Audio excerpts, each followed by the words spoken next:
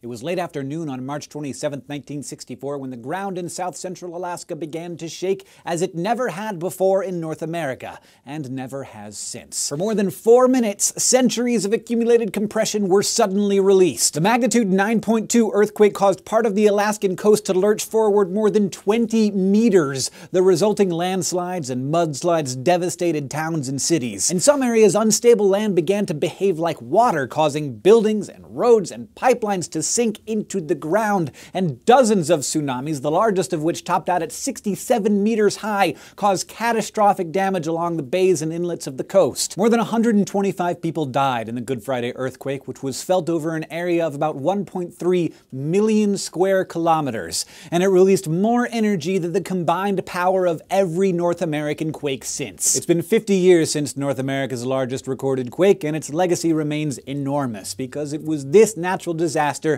that ushered in the modern age of earthquake science. Much of what we know today about earthquakes can be traced to work conducted by a handful of geologists in the months and years that followed, and they all started with the same question: how did this happen?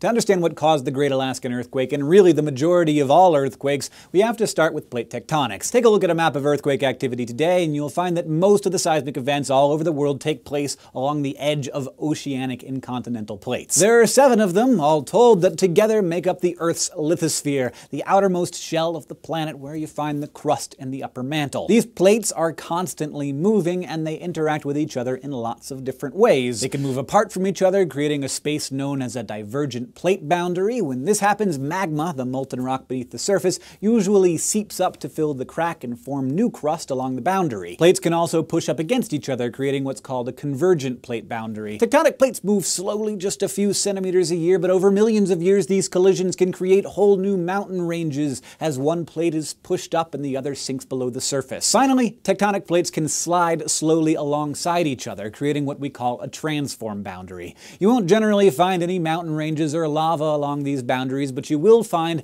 the makings for an active earthquake zone. All of these interactions seem pretty obvious to us today, but not so much just a half a century ago. The theory of plate tectonics had actually been proposed a full 50 years before the '64 quake by German meteorologist Alfred Wegener. But the idea that the Earth's surface floated around in pieces was ridiculed at the time, and Wegener's career was all but ruined. But in the decades that followed, new generations of geologists began discovering things like huge rifts on the ocean floor, which turned out to be the boundaries of Wegener's plates. Even so, by the early 1960s, some scientists saw new crust forming in the middle of the oceans, those divergent plate boundaries, as evidence that the planet was actually growing larger each year. That was the only way they could think of to explain where the other end of the plate had gone. That Alaska quake changed all that. At first, early in the quake's aftermath, some geologists tried to explain the disaster by theorizing that massive plates had just rotated past one another counterclockwise. But a handful of USGS scientists, led by George Plafker, knew that something else had happened, something we'd never studied before. Plafker and his team went to Alaska to study the land, and what they found was weird. In some areas, forests had been submerged under salt water, but in others, rocks with barnacles on them were standing on dry land. The land hadn't moved from side to side, it had moved up. We know it today as a megathrust earthquake, when one plate slowly slides beneath another in a process known as subduction. When the forces build up between these overlapping plates and one of them slips, the result is enough energy to move an entire coastline. Once Plafker and his team figured out what was going on, they realized that the Earth wasn't somehow growing in circumference like some geologists thought. Instead, the plates were recycling themselves in these subduction zones. As one plate slipped under another, it was forced down into the magma where it returned to a molten state. It turned out that the 2 plates involved in the Alaska quake, the Pacific and the North American plates, were the world's largest, making up about 1/3 of the world's surface. And of course, they're still colliding at a rate of about 5.8 centimeters per year, with the lighter North American plate being pushed upward. Today we know that all of the earthquakes with a recorded magnitude of 9.0 or higher, and there have been 6 of them since 1900, have been the result of one of these megathrust quakes. But thankfully, most earthquakes are not megathrusts.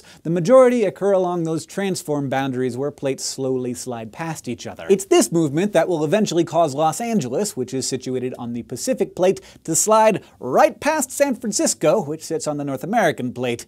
That will at least make commuting easier. Of course, this part of the Pacific plate moves about 50 millimeters to the northwest each year, so that'll take a while. And while earthquakes usually occur where tectonic plates meet, they can also happen far from their edges, because plate boundaries are just one type of fault, or fracture in the crust. Faults can form just about anywhere on a plate, as the result of a plate jostling around and bumping into other ones, or sometimes helped along by things like local volcanic activity. No matter what their origin, the constant buildup and release of energy in these faults are what cause earthquakes far from plates' boundaries. So-called normal faults, for example, form where the crust is being pulled apart and the ground above the fault zone drops. One of the largest normal faults in the US is the 240-kilometer-long Wasatch Fault, which extends through Idaho and Utah. As the North American plate moves to the southwest, it stretches, and this area of crust pulls it apart, forming the normal fault. Reverse faults, meanwhile, occur when the opposite occurs and pieces of crust are being compressed together, so the ground above the fault zone is being pushed up. These kind of faults are the Earth's great mountain builders. The Sierra Nevada, the Rocky Mountains, even the Himalaya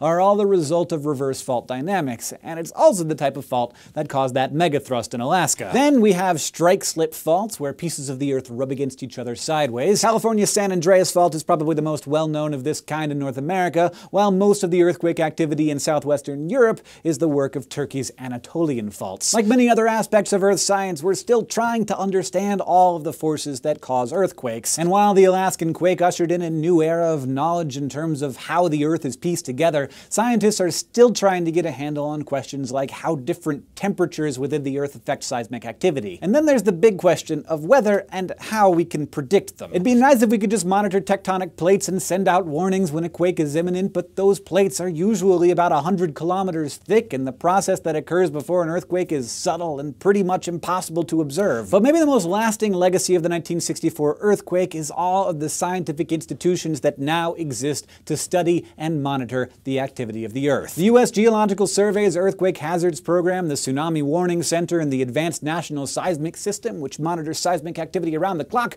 were all created in the wake of the Alaska quake to get a grasp on all the science that's going on right beneath our feet. And there's no shortage of data for them to study. There are more than 500,000 detectable earthquakes around the world each year, 100,000 of which can be felt by humans, 100 of which cause damage. The more we learn, the better scientists will become at predicting when and where earthquakes may strike. Thanks for watching the SciShow Infusion. I hope you learned something, but mostly I hope that our Subbable subscribers learned something, because they are the reason that we can make this show. To learn how you can support us in exploring the world, just go to subbable.com/scishow to learn more.